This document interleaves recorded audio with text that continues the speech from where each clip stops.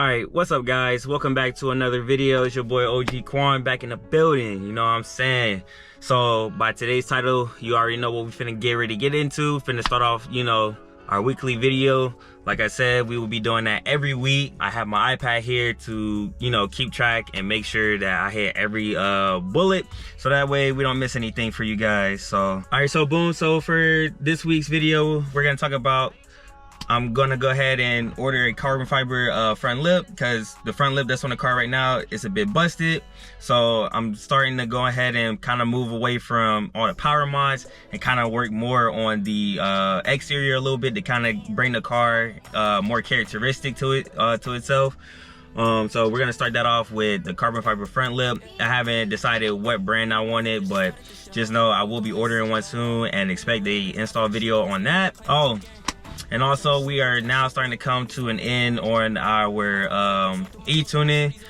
So right now the car is pushing about 27 pounds of boost, and I believe from the last sheet, which I will pop in the video, we are sitting at about 509, maybe 520-ish to the wheels right now. I retuned the car literally 30 days later after the first initial one, because I was on 1050s, and then I switched and put 1650s in the car, so that way I could decrease the injector duty cycle, because I didn't want to run with maxed out injectors. The 1050s cap out at about like 475. So if you do run 1050s and you're on E85, just expect to make no more than like 475, unless you have a regulator to where you can increase or decrease the amount of fuel pressure, so that way you can achieve the numbers that you want with the 1050s. The 1650s will give you more headroom to grow, but also remember too that if you want to hit 500, you also need to either A, you need to hardwire your fuel pump, or B, you might want to go ahead and get you a Walbro 450 with a dual hanger setup. So that way you can pretty much alleviate the whole fueling being an issue with your car. Speaking of the 1650s, I'm gonna go ahead and kind of give a small review on them, on my opinion. So during this whole tuning process, it's been kind of a little bit of a headache, only because my car for some reason is not communicating with the ROM Radar software for us to be able to use the MAF sensor, because I am on a hybrid setup for speed density. So we've been kind of battling issues with trying to dial in the pump gas version for the flex tune. So the car made roughly, I want to say it was 418 on pump gas, which isn't too bad. Hey, it's supposed to be pump gas. I'm not really trying to beat on a car. That's literally in case E85 goes down, I can use pump gas and, you know, still commute. This is my daily driver too.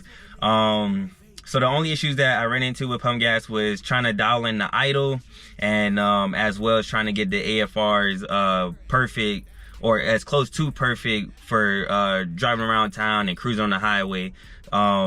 These injectors do not like pump gas at all whatsoever. So expect the car to kind of have slight issues, nothing major or catastrophic to where you need to be like, oh no, I might not want to go to 1650s. That's not the case. You can still run them. Just know that your AFR is not going to be as perfect as if they were on E85. And speaking on E85, we're going to move over into that topic.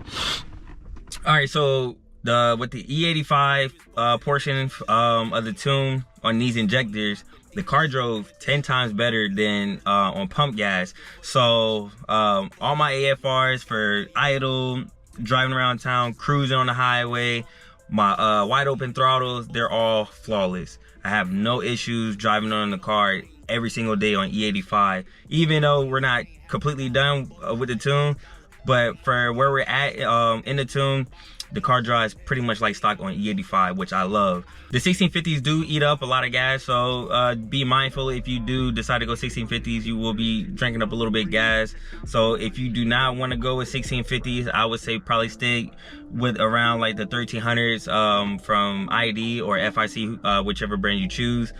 So that way you have the best of both worlds. You have gas mileage, and then you can also push the car to about 500 with, of course, a fuel pressure regulator to up the pressure for the E85. So that's gonna end this week's weekly video. I did shoot I did shoot 2 videos today, so if you see me in the same clothes, I shot 2 videos today because yesterday I went to Monster Jam with my family. Had a great time watching the monster trucks do crazy things. You know, my sons, they both love it. It was a nice event. So this was probably like my first Monster Jams in years, honestly.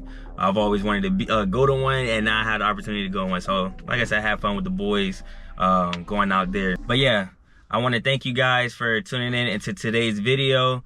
Remember, if you haven't subscribed yet and you're brand new to the channel, make sure you hit that subscribe button down below. It is free. That's one thing you can do to support the channel if you do want to see me do crazy things with the car. For all my returning members, go ahead and turn on that post notification so that way you never miss another video.